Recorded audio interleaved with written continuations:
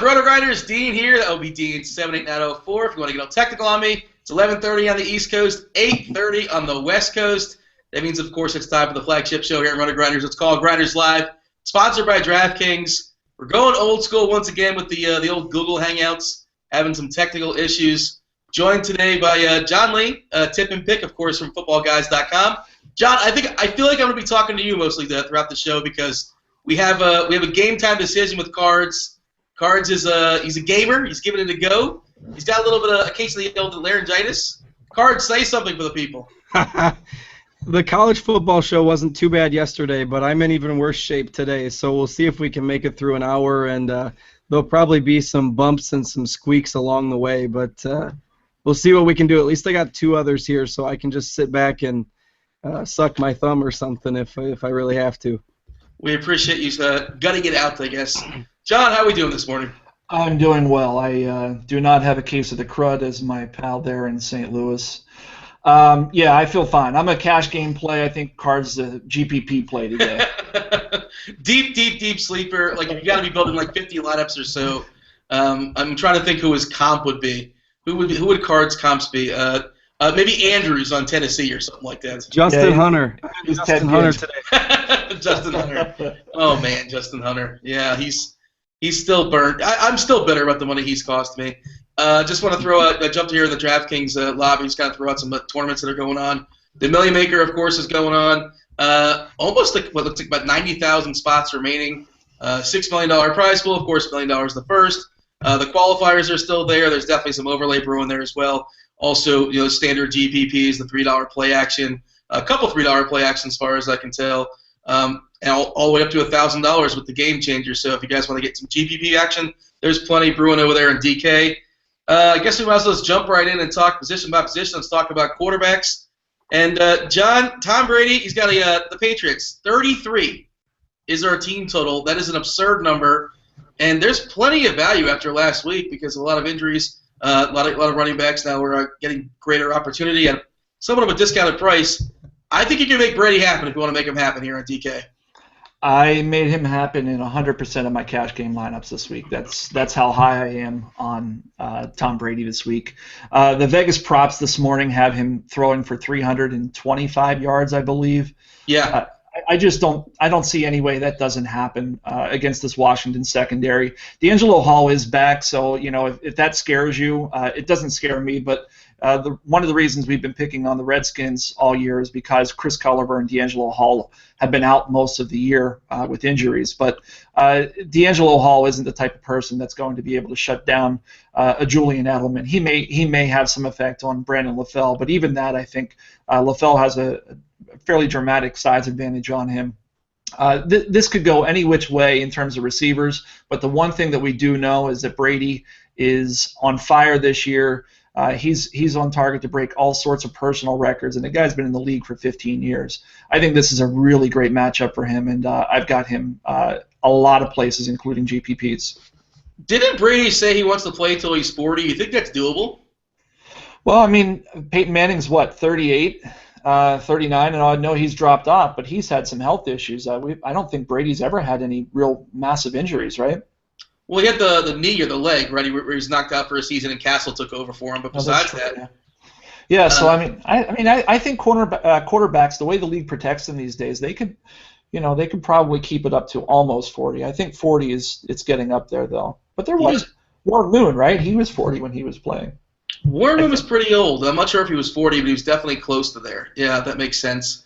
But yeah, speaking of Tom Brady as far as his DK price, yeah, there's plenty of cheap quarterbacks on DraftKings. For whatever reason, those prices just don't get up there. But what you're buying with Tom Brady, of course, is the floor is just amazing. If you go through his game log, 8.5K, you want 3X on DK when it comes to the cash games. He hasn't disappointed all season long.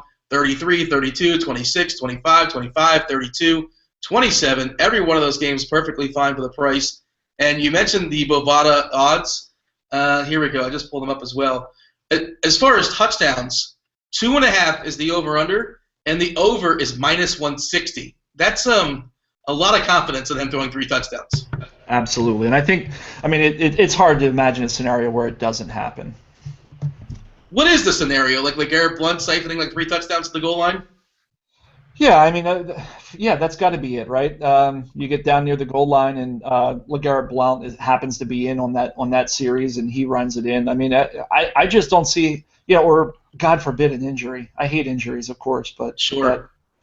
yeah, I think it's a pretty rough situation to imagine him not getting it.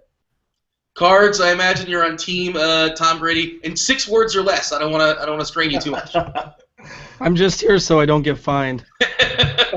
Nicely done. That was the Yeah, no, Brady is obviously your top option today, and priced like it, but like you guys said, it's hard to envision a scenario where he doesn't have a good game today. So if we're not playing Tom Brady cards, where are we looking at? Me personally, I think you can jump all the way down to Ben Roethlisberger, who's 6.68, which is way too cheap far as I can tell. Yeah, I think we got a couple of sneaky high-scoring games there. That Monday night game in San Diego, and then that Pittsburgh-Oakland game. So a guy like Phillip Rivers, I know the Bears have been better against the passing game of late, but Phillip Rivers, Ben Roethlisberger, even a lot of people on Derek Carr today, I don't necessarily think those are bad options. Because Aaron Rodgers has a fairly tough matchup again this week. And I think a lot of people will chase the points with Drew Brees. I guess, where do you guys kind of stand on Mr. Brees today? I think he's a fade. I think it's an Ingram game. What do you think there, John? I have him written up as a GPP play, not in my article this week, but on my list he's a GPP play. I will say that the Vegas totals this morning kind of scared me because I'm pretty high on Ingram, probably in agreement with you, Dean. I think that's a great spot for Ingram. I did write him up in my article this week. When Kerry Robinson's not around, Ingram's touching the ball 27 times a game, and that's not just 1 or 2 games. That's a pretty good sample size. And Tennessee doesn't defend the run well, so I just thought that this was going to be a heavy dose of Mark Ingram. And then when I saw the Bovada player props, second guy behind Tom Brady was Drew Brees with 320 yards. So maybe there's some merit to giving him a little more consideration than I had. That is a pretty big number, and we don't have Rivers obviously because he plays Monday night. You mentioned Rivers cards. I think it's 5 straight games now, over 300 yards and multiple touchdowns. But the situation's changed somewhat with Keenan Allen out. You think the other receivers are going to step up and make it happen where it's a 6th straight week of 300-plus yards and 2 touchdowns? Well, they just can't run the ball. So, what else are they going to do, I guess? But I'm fine with them. I mean, they're comfortable throwing the ball 40 times, and if he has to do it, he will. So, yeah, and I think there's some value to be had there in their wide receiving core as well. The Thursday ownership percentages would kind of indicate that, too. Really high percentage on Floyd, and then, of course, Stevie Johnson as well, kind of jumping the gun there. But both are relatively affordable on DraftKings especially, and I don't see any problem rolling Rivers out there, especially since his price is still reasonable at $6,900. Yeah, I was really surprised, according to this Thursday Night Field report. I was surprised that Floyd was higher on than Stevie Johnson, but I guess it's a recency bias, I suppose. I think Stevie will be the benefactor, more so than Floyd will, and he's also cheaper. But Floyd had a couple touchdowns and people like that, so they see it, and all of a sudden Floyd's the shinier object. But we'll talk about wide receivers soon enough. You'll get your takes on those. Other quarterbacks, where else are we pivoting? John, Big Ben, you like him? Are you on Team Big Ben? What about Team Tyrod? Give me a couple takes on both those guys. Well, Big Ben, I'm on heavy this week. I think he's in a great spot. The Oakland Raiders defense is what I call a dichotomous defense. I've talked about this previously for anybody who actually watches anything that I produce. Dichotomous defense is effectively one where a defense is really strong on one end of the ball, but absolutely terrible on the other. And in this case, the Oakland Raiders are the second best team in the league in defending the rush. Giving up only 3.6 yards per carry. The number 1 team, guys, do you know? I'm not sure. Cards? Is it Denver by default because they're good at everything? It's a good guess. No, it's the reason I ask is because you might be surprised by the answer. It's Jacksonville. Jacksonville's very strong against the run. But the Raiders are number 2, 3.6 yards per carry, only 82 rushing yards per game, and this is a team that a lot of times is playing from behind and getting a lot of rushes at them. They're giving up 302 yards per game in passing offense, however, and I think that sets up well for Ben Roethlisberger, who just lost Le'Veon Bell. So I think that in this case, what we'll end up seeing is Antonio Bryant and Martavis Bryant and even Heath Miller, who's 2,700. We'll talk about him in a bit, but those guys are going to run circles around this secondary that features Nico Thorpe and DJ Hayden. I really like Roethlisberger this week. He's 6,600. I could see him going 4x on that easily. For cash games, I think that there are probably better plays in the sense that you can go up and get Brady, who I think has a better floor because of his team total, or you can go down and get Tyrod at I think 52 or 53, 5,200. Dean, I've been talking so long, I've forgotten who the second quarterback was you asked me about. It was Tyrod. There you go. Great. So. Okay, so yeah, Tyrod, I think at 5,200. This guy, he does it all. That offense is completely different when he's in. I think his upside is probably limited. However, I would not throw him into GPPs. I just don't know if he can put up 25 points that you would need to win the Millie Maker. Yeah, those are the three quarterbacks I wrote up this week. I like Brady on DK, I like Roethlisberger, and I like Tyrod. Of course, there's other places to go. Cards, give me some other places to go.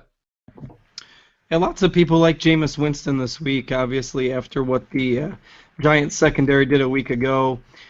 Even seen a lot of people talking about using Winston in cash games this week. Yeah. I can see it, but you really don't need to because there's so much value out there. So I think he's all right, but I don't think I'd use him in cash. Jay Cutler is interesting just because I think that game will shoot out. Obviously, no Matt Forte. They're probably going to have to throw the ball a little bit more. So I think those two guys are fine if you're looking to go, 5,200 range for quarterbacks. We didn't really touch on many of the other kind of mid-range guys. You obviously can't trust Andrew Luck against a Denver defense that only gave up 77 passing yards to Aaron Rodgers last week. I'm just not feeling a whole lot of other guys other than the ones we've already talked about. Yeah, you mentioned Winston. My thought process on Winston, well, sure, he's cheap. I understand why you're playing him just to get other guys in, some of the pricey wide receivers you want.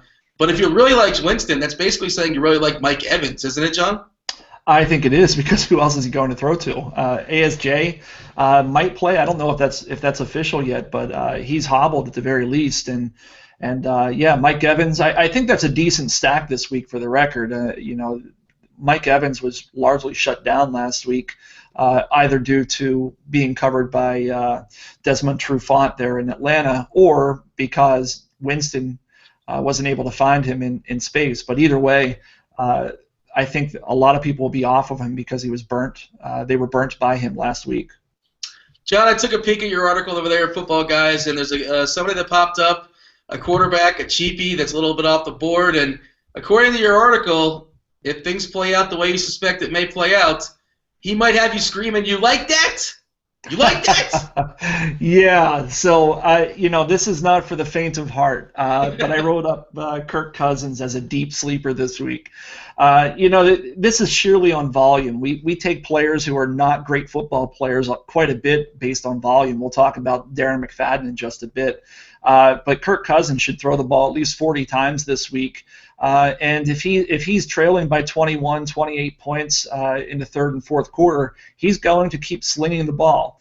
Deshaun Jackson is active today, and I think that actually helps some of these underneath receivers like Jordan Reed and Pierre Garçon.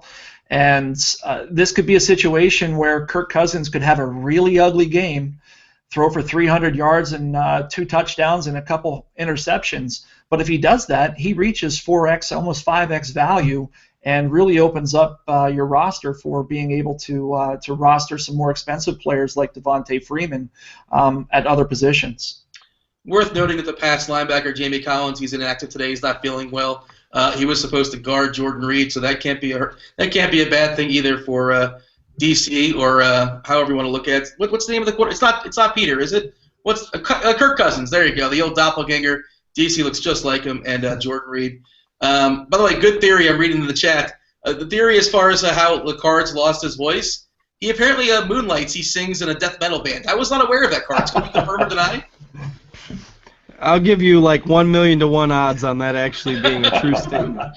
That would be amazing, by the way. If you, I would love to see that karaoke. One more quarterback before we hit the road. What do you think of narrative street cards? What do you think of old Peyton Manning going back to Indy? It's interesting, but I just think, it worked out, I guess, last week for Eli Manning and Odell Beckham if you use that.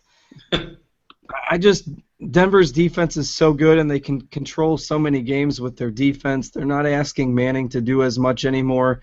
Their running backs actually performed pretty well last week. I just don't see the point of going with Peyton Manning. There's too many other options today, too many guys in better spots.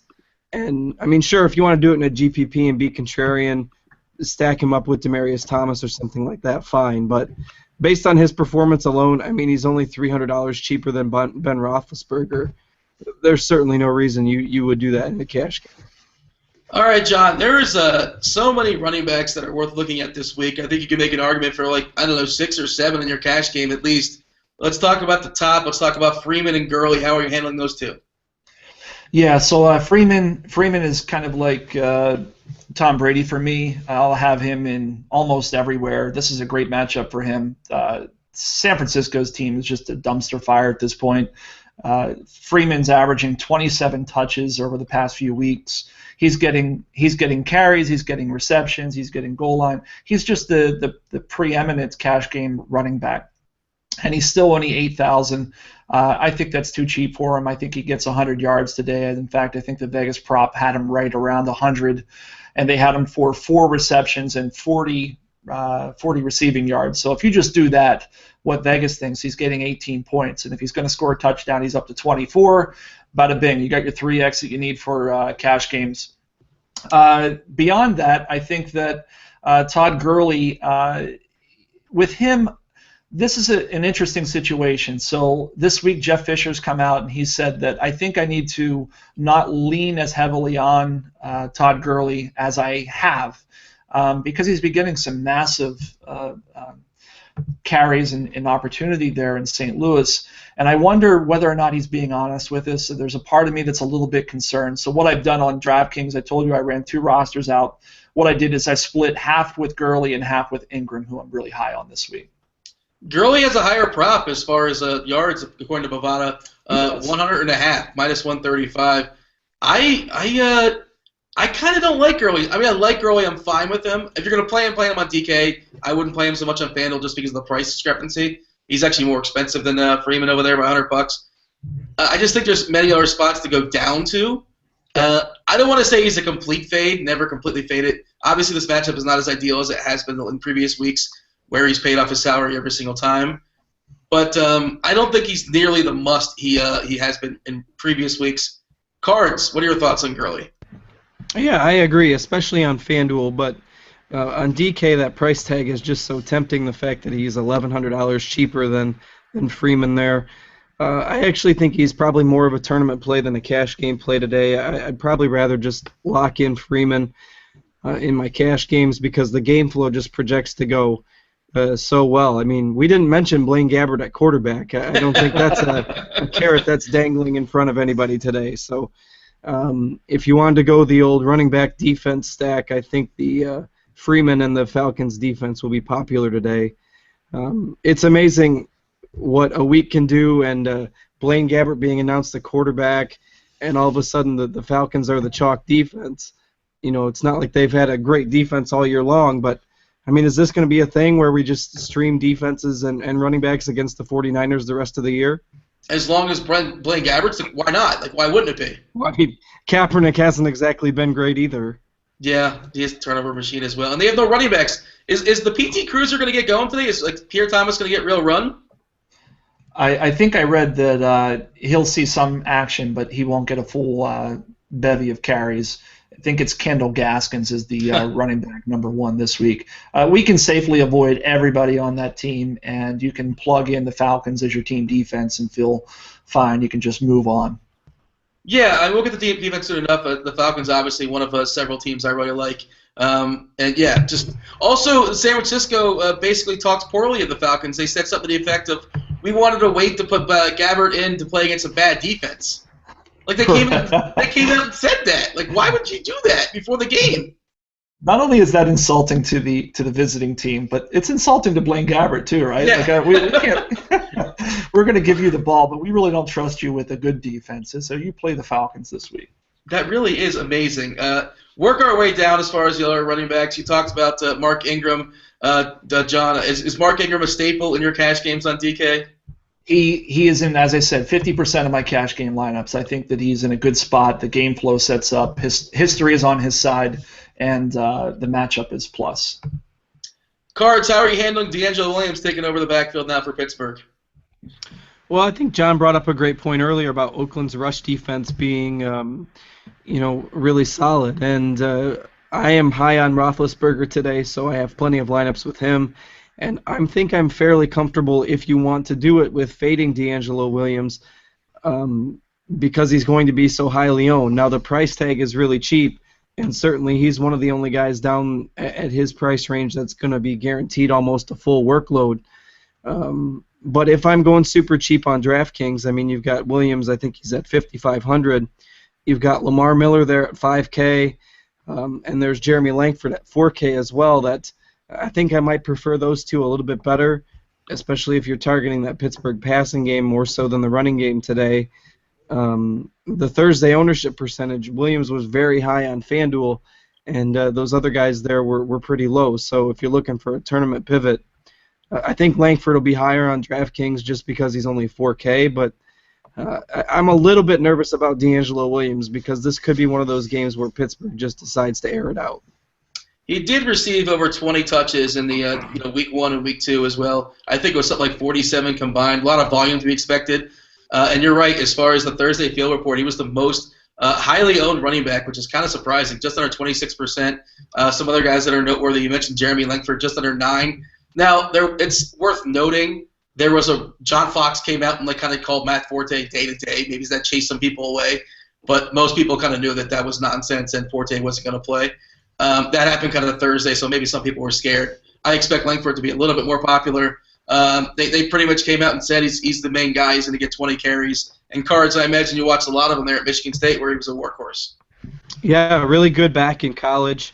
I don't think he translates as a workhorse in the NFL, but it is what it is with the Bears. I mean, for years they never really had a reliable backup for Forte, and at this point with them, why not see what you've got in the guy and give him a crack at being a feature back, and maybe they're pulling the Falcons here or pulling the 49ers here and saying, hey, we can safely unleash Jeremy Langford against this Chargers defense, so go get him. But yeah, he'll be popular, especially on DraftKings. I mean, 4K for a guy that's going to get 15 to 20 carries, you don't see that price tag very often.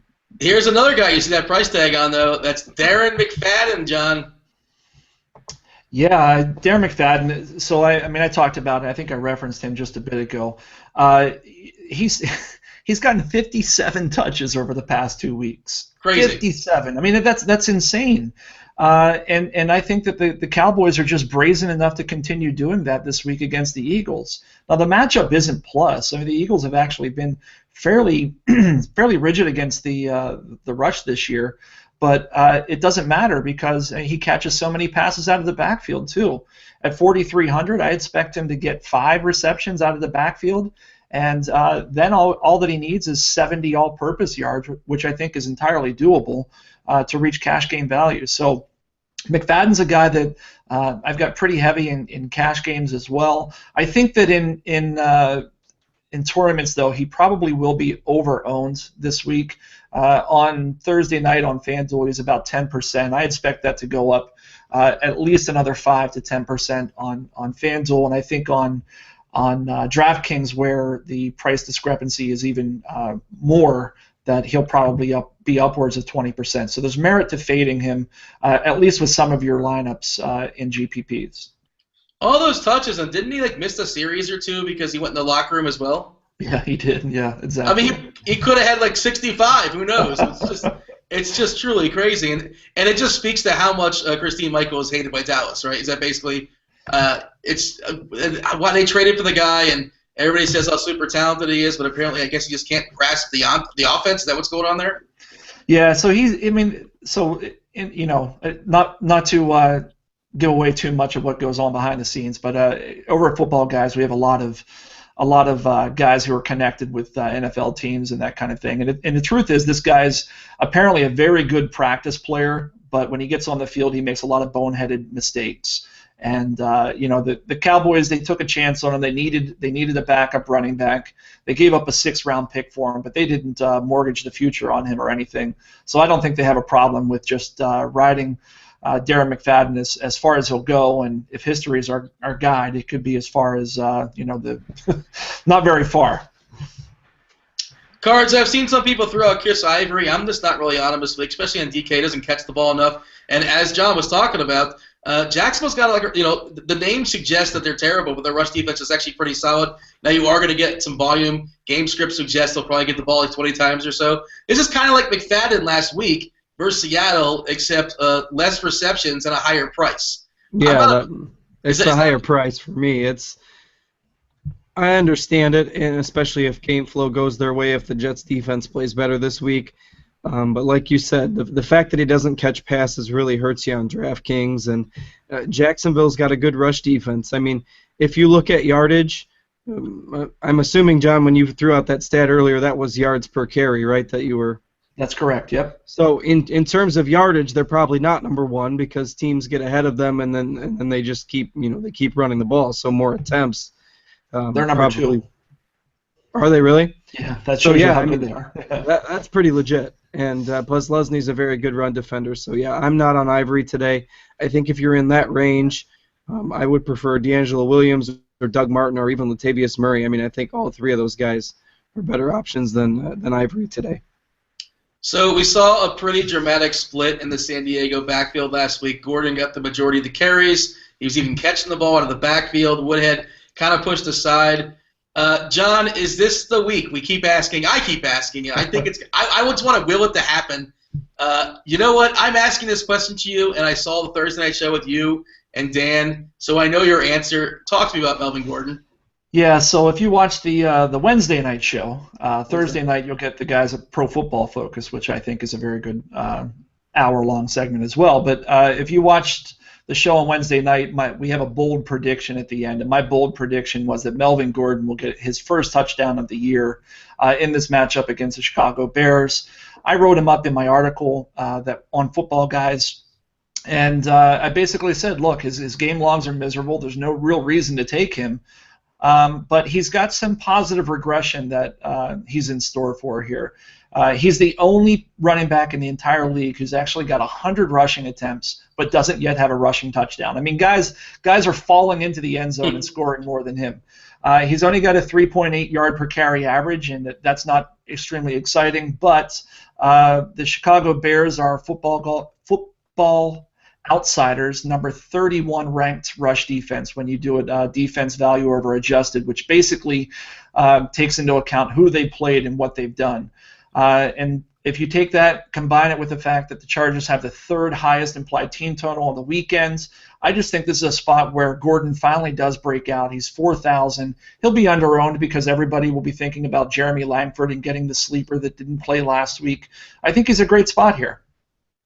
We can't play him in cash games, right? Just want to clarify on that. Yeah, I don't think you can play him in cash games. I think that Langford is the guy that I would play in cash games at that price in that game. But I think that there are far better values this week. All right, let's do the old scale of 1 to 10. I'm going to throw some names your way. Cards, you go first. You tell me if you like them. That will be a 10. Or if you don't like them, that will be a 1 or a 0, however you want to get with that. And if you like them somewhat, I guess a 5. How about that? Lamar Miller, Cards. Give me a 7. I think, especially on DraftKings at that price, I like him. Oh, wow. Elaborate on that. That's a pretty high number. I mean, it's not the best matchup in the world, but people are going to see those carries from last week and kind of, back off. But they were behind against the Patriots. They had to abandon the run. He did manage a touchdown in that game. And then if you remember the week before was the game where they were up 42-0 at halftime, and he didn't even play in the second half. And he still got 14 carries in that game. So I still think in close competitive games that the new coaching regime there is still going to try to get him 20 carries. And I think if he gets 20 carries for $5K on DraftKings, I'm on board no matter if it's not the best matchup on the planet. The chat is crushing the suggestion of Melvin Gordon. John, what are your thoughts on Lamar Miller?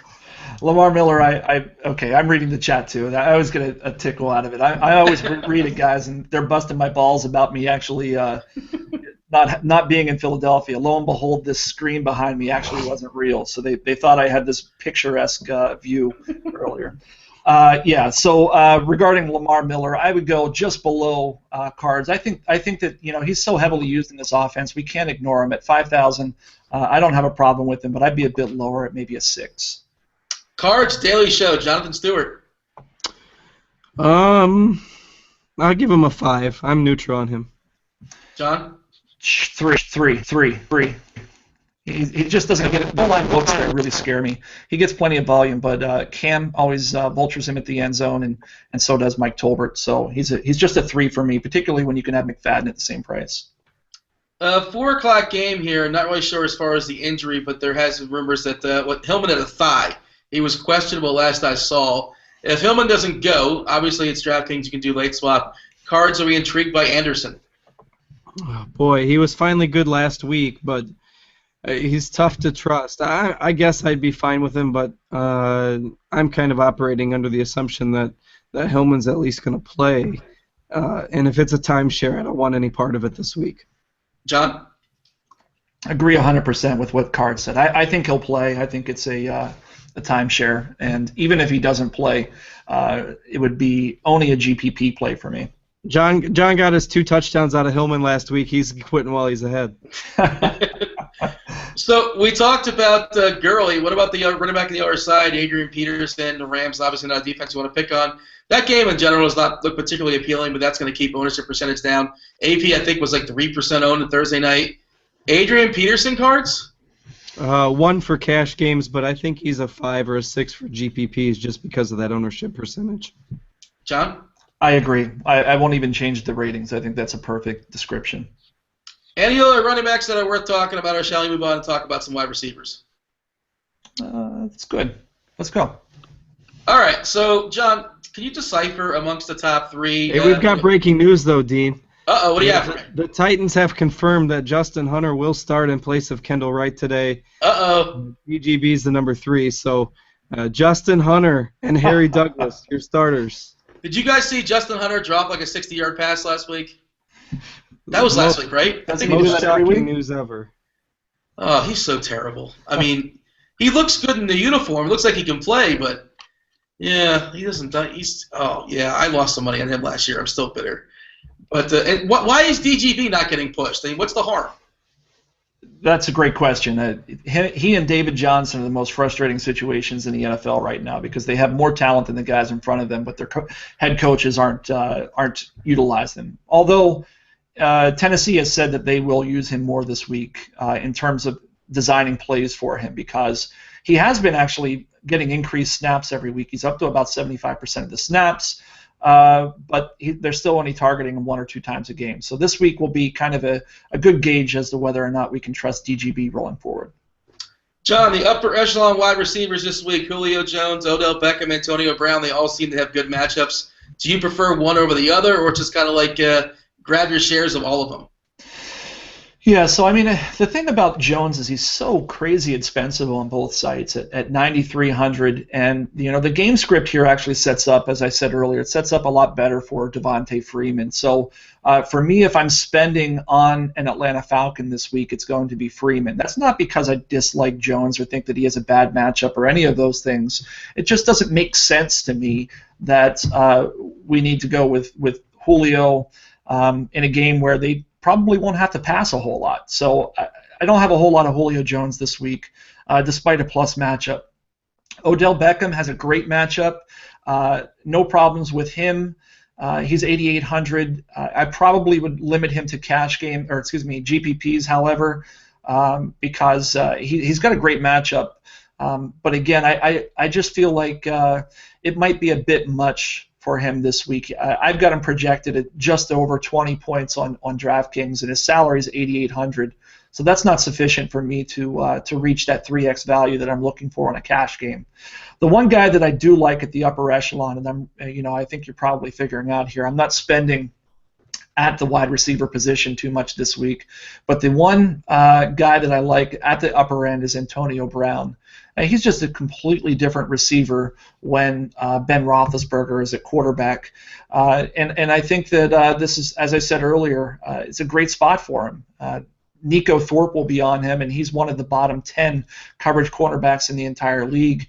And Le'Veon Bell being out, so that means that when they get near the red zone, I think that Martavis Bryant and Antonio Brown are probably going to be more used than they would have otherwise been with Le'Veon Bell. So I like Antonio Brown at that upper echelon, but Bryant is a close second because he's $2,500 cheaper. How about yourself, Cards? What are your thoughts here? Any hot takes on the elite wide receivers this week?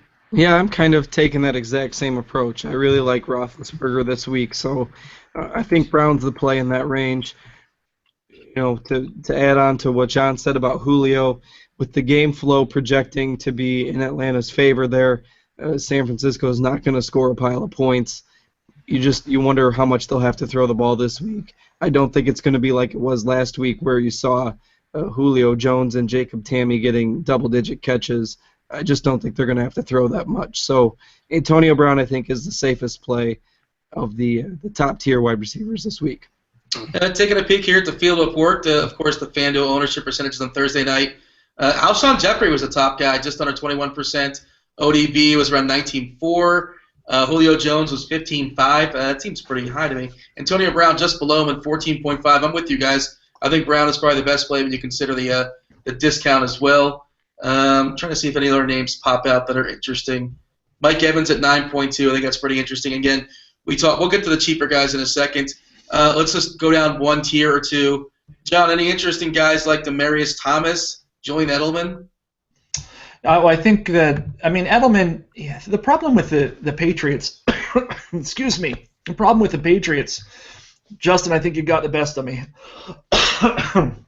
Whatever you got might be contagious. Transferred to the My apologies. The problem with Edelman is the problem with the Patriots in general is they have so many weapons that if you're going to invest in them, you may not get any ROI. They could go completely avoiding Edelman and probably still win this game 35-3. So that's a risk you take with Edelman. The other person you mentioned, Demaryius Thomas, I wrote him up. I believe I wrote him up in my article this week. Yeah, I did. He's the only receiver in the league with more than 10 targets a game who only has a single touchdown on the season. And we had him projected this year for 13 touchdowns on the season. So generally speaking, we don't land too far off of that mark. Maybe he has a bad season and gets 10. He's seriously overdue for some positive regression. I don't know that it happens this week against Vontae Davis. I don't think Vontae Davis will actually shadow him 100% of the time. But next week is the week that I'm actually hoping Demaryius has one more bad week this week, and next week I will be all over him because he has a plus matchup against the Chicago Bears, who I think he could get 3 touchdowns against at a very, very pricey or juicy price. All the recency bias. Cards, Alshon Jeffrey was the most popular wide receiver on FanDuel on Thursday. Is that justified? Mainly because of his price. I think. Do you still have that up? What's his price tag over there? Yeah, I'll pull it up in 1 second. He is 7.9K. So he's cheaper, and on DraftKings he's 6.7. So you got to think he'll be popular, but a little bit of recency bias. Somewhat tough matchup for him this week. I like him, but I think he's going to be overowned by the field. Probably a guy that's a fade for me in GPPs this week. But certainly for cash games, I think you can take him. But the interesting thing is there's so many other guys around him in price. Mike Evans at 6,800, Amari Cooper at 6,700. I like those two guys as well. So if you're looking for maybe a pivot from Alshon, I think Evans has a really good matchup this week. And Cooper, like I said earlier, I like that game to kind of be a shootout today. And then, of course, Randall Cobb's in that price range as well. Don't really like targeting wide receivers against Carolina, but the good news for Cobb is that he runs quite a few of his routes out of the slot, so he might avoid the good corners there that Carolina has. But I still don't think you can play him over Alshon or Mike Evans or Amari Cooper. Those are kind of the guys I like in that range. Yeah, I think Cobb's an interesting GPP play for that reason. It looks like a terrible matchup on paper, but if he hangs out in the slot, he's most likely going to dodge the two best corners there. The corner matchup for San Diego for Alshon Jeffrey isn't Barrett. He's questionable last I saw. Do we have anything on that, John? Do you have anything you can elaborate? Yeah, so he's questionable, but I think he's going to play, and I mean, at least that's the early word coming out. They said he looks like he'll play tomorrow night, and that's the reason that I'm one of the few guys that I've read this week that's kind of off Jeffrey. I love the price tag, and if Verrett's not playing, I love Jeffrey at 6,700. They've been using him a lot. I think he's had 11 targets in each of the past 2 weeks. Unfortunately, Verrett's been a shutdown corner this year, and when they've had a dominating wide receiver like A.J. Green comes to mind, what they've done is just they've shadowed him with Jason Verrett and given him over-the-top help with Eric Weddle at the safety position. And if they do that this week, and I think they can afford to because Marquez Wilson's on the other side, it could largely take him out of the game plan. So I'm not as high on him. I understand why people like him. The price is right. But it's just it's risky to me.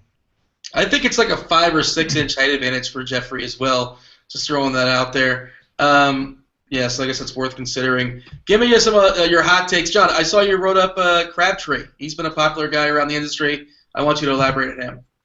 Yeah, so Crabtree, he's just too cheap for my liking. Amari Cooper's getting all the attention, and for good reason. He's getting the number one cornerbacks every week, and he's giving them a handful. Some of the best coverage corners in the league have come out and said that Amari Cooper is an elite wide receiver. Whose name should be mentioned with guys like Odell Beckham. And because of that, because he's getting all that extra attention, Michael Crabtree, who's been in the league for several years now and hasn't really impressed to the degree that maybe we thought he might coming out of Texas Tech, he's having a great year. And he's seeing actually more targets than Amari Cooper, believe it or not. And I think a lot of that has to do just with the coverage. But he's offered up at a price tag $4,900, which, as I look, is $1,800 less than Cooper, and he possesses the same type of floor and the same type of upside. So I like him for cash games and GPPs. The Steelers are Pro Football Focus's 31st ranked defense in terms of pass coverage. Only Tampa Bay is worse. I just think this is a great spot for Michael Crabtree and a great price at $4,900. Cards, thoughts on the Jets receivers? We talked about how Jacksonville's pretty good against stopping the run, not as great against the pass. Marshall and Decker, any interest? Yeah, Marshall got a little bit banged up last week, and I think he's still, Marshall's still 7,600 on DraftKings, and Decker is 5,300. So that's probably the route I would go if I'm looking for a Jets wide receiver. Take a little bit of savings there and go with Decker. There's a bunch of intriguing cheap options. Stephon Diggs is still there at 5,300. John mentioned Marquez Wilson. He's 4,000. I mean, at least has a starting role. If I'm pivoting off of Jeffrey, maybe more of a Martellus Bennett type of game for the Bears tomorrow. But you got to think Diggs will be popular again. Don't know if I love him with that matchup this week. He's nursing a hamstring too, isn't he? I mean, I think he's going to play, but I don't think he's 100%. But at least he was early in the week. Crabtree's $400 cheaper, so I kind of agree with John. That's where I'd rather go. I mean, I like that game a lot today there in Pittsburgh. So Crabtree's a good pick at kind of a low to mid-range price tag. John hinted at it, and I've heard many people talk about it. Are you in agreement that Martavis Bennett is a solid GPP play this week? Martavis Bryant, you mean? Yes. Yeah, finding names. Yeah, for sure, because, good red zone target, and, he's probably got decent odds to get in the end zone today. All right, let's talk the cheapies. Let's work our way down. And all right, break it down for me. What's going on there in San Diego, John? San Diego loses Keenan Allen last week. Probably what happens here is the routes that he was running, the volume that he was getting, a lot of that should default to Stevie Johnson. I think a little bit of that overflow goes to Antonio Gates, assuming he's healthy. And Malcolm Floyd is just a deep target, red zone target. He's 6'5", so he will probably irritate a few of the DFS guys who are counting on Danny Woodhead or some of the other folks because I think he does become a little more relevant in the red zone. But Stevie Johnson at 3,200 this week he's as close to a must play as a player gets on the entire slate. I just don't see how he doesn't finish this game with 10 targets, and they may not all be high priority targets, but he's also got one of the best matchups in the league. He's going up against Sherrick McManus, who is a slot corner for Chicago, who's been absolutely dreadful in coverage all year. I think this is a great spot for Stevie Johnson, and he's 3,200. That's probably about $2,000 cheaper than he should be. Yeah, I think he's a lock and load for cash games at that price. And if you want to get really cute, not necessarily in cash games, I guess you can do it. He's received 15 looks in the past 2 weeks, but Brandon LaFell, same price, 3,200. You could build a nice little Stars Scrubs lineup if you put both those guys in there. I know you talked about New England. There's only one football and there's 19 different targets. Any interest in LaFell? Absolutely. I mean, I think at 3,200 the risk is minimal, right? If he catches the ball 3 or 4 times with the type of routes that he generally runs, he's reaching cash game value, and he's a guy that has big playability because, again, of the routes that he runs. I have zero problems with him, and I know he's in at least half of my cash game lineups across both sites because of the increased volume that he's been seeing over the past few weeks. You didn't mention Dontrell Inman, right? I don't think you did. Do you have any interest in him? I do not have any interest in him. He's had some opportunity in that offense, and he just hasn't seized it. I think the most, I could pull it up quickly, but I think the most targets that he's seen all year, and he's played quite a few snaps in certain games because of injuries and other situations. Dontrell Inman, the most targets he's seen is 7 back in week 2, and if we just do his average targets per game, it's 2.6. So there's really no reason to go after him, in my opinion. Cards, what about those New Orleans receivers? We got Willie Snead, who had a monster week last week, and, of course, Brandon Cooks was solid last week. Even throwing Ben Watson, we're not talking about tight ends just yet. But do you have any interest in the New Orleans pass catchers? Not really. I mean, I think this sets up, like you guys talked about earlier, as a week for Mark Ingram. So I think there's going to be some recency bias here. Lots of people are going to be on those Saints wide receivers. This should be a game where they're ahead in the second half. I don't think you're going to see another 500-yard type day from Drew Brees. So I understand the logic of playing them. I mean, they're still not overly expensive. Cook's at 5,800 on DK, and Snead at 4,800. Snead's probably the route I'd go if I took one of them, but I think Ingram's the sharp play on New Orleans today. I see a question in the chat, Marquis or Stevie. It's definitely Stevie Johnson. I don't think it's particularly close. Actually, we have 10 minutes left or so before Rad Thad and Magic Sports Guy come in. Maybe we'll answer a couple questions. Let's knock out tight ends first. John, there's a lot of value this week. Enough value to squeeze in Rob Gronkowski. Now, there's also value at tight end, Heath Miller, who just seems to be egregiously priced at 2.7K. What do we do here? Can we roster them both? Yeah, absolutely. So Gronk is Gronk. I'm not going to sit here and talk about why you should or why you shouldn't. The only thing that scares me is that he is $8,000, and that's quite a bit for a team, as I said earlier, that has so many different weapons. But I will never fault anybody for taking him in cash games at a position that is so variant. But for me, I think Heath Miller is the safest play on the board. He's only $2,700. He was written up in my article on Friday at Football Guys. He's played 2 games without Le'Veon Bell and Ben Roethlisberger in, and in those 2 games, he's had dramatically better games than he has with Michael Vick or any of the other Jarvis, whatever his face was, Landry Jones at the quarterback position. He's piled up stats. 13 targets last week, 10 receptions, 105 yards.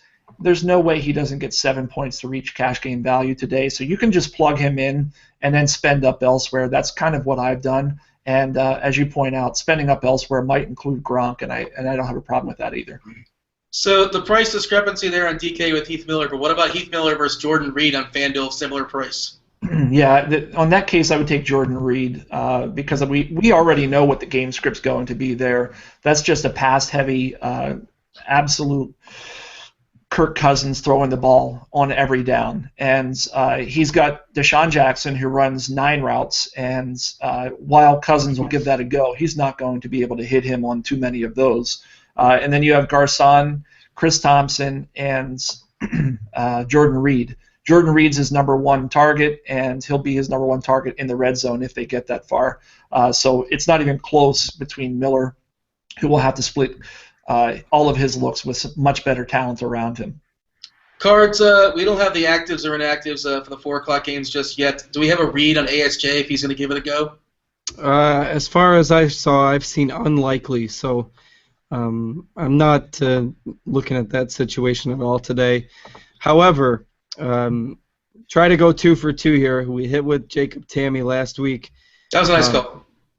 The Evan Silva has suggested that Brandon Browner is going to see a lot of Delaney Walker today. Pro Football Focus has Browner as the 108th coverage corner out of 108 qualified participants. So, Tennessee, we've already mentioned their starting wide receivers. It's Harry Douglas and Justin Hunter. You got to think that Delaney Walker is going to get a lot of activity today, and I think he's an intriguing option there at 4,200. Really struggling with whether or not to use Walker or Jordan Reed as kind of a primary tight end there on DraftKings today because I like them both. Yeah, that's a tough call. You want to break that tie for him, John? For me, I think Delaney Walker's the guy. Justin Hunter is starting. We know that they're not going to throw to him, and if he does, the tiebreaker right there. Yeah. No, I actually like Delaney Walker a lot this week. He's heavily used in this offense. Marcus Mariota looks to him quite often. He's been getting double-digit targets many weeks, and the likelihood of them scoring, I think, is better than Washington. So I think Delaney Walker's the guy there. Here's an interesting question. I mean, you guys hit up on Gronk.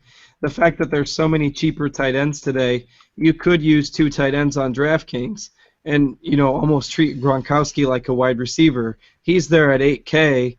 Antonio Brown's at 8,100. I think we would all agree that we like Antonio Brown. But if you had to settle a debate between using, say, Edelman at 8,200 or Gronkowski at 8,000 for a flex spot, how do you kind of treat using maybe 2 tight ends there, or is Edelman just a better option than Gronkowski?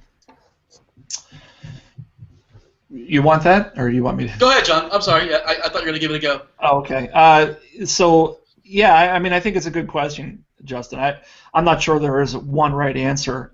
For me, I prefer Gronk for GPPs. I don't know what type of roster we're talking about. If it's a cash game roster, I think Edelman probably has the higher floor because of the type of volume he gets. Yeah, I was just throwing the question out there when I saw that, with all these cheaper tight ends, somebody's probably having that debate this morning. But, yeah, that's a good point with Edelman's floor for cash games. Somebody just threw out the question in the chat. I think it's an interesting question, Freeman versus Gronk. And, obviously that's for a flex spot. I think it's got to be Freeman, right? And it's not even close for me. Yeah, I would agree. Yeah, I mean, you could play them all. That's the thing. You could play Freeman as well at running back with Gronk, with Heath Miller. You could do it that way if you want to build them that way. You have a couple tight ends that are a little bit off the board in your article, John. You want to talk about one of them? Let me scroll down here and see who I wrote up. Yeah, so I'll start with the one I like less than the other. So the one that I like less, but I still think is in play, is Zach Ertz. Here's a guy who's been seeing 90% of the Eagles' offensive snaps over the past few weeks, and that's a marked improvement over where he was, and he's actually seeing increased targets along that time span. The Cowboys actually have been pretty good in defending the tight end position this year. That said, Chip Kelly is despite all the problems that he has here in Philadelphia with respect to the media and the folks not liking him, he's actually a pretty smart guy in terms of offense. So I think that they'll scheme to get Ertz open in space, and with the amount of plays that he's seeing, I think that he's a very off-the-board pick. We've been talking about guys like Heath Miller at $500 less, Ertz will be 2% owned in the Millionaire Maker, if that, and I think that he has the same type of upside.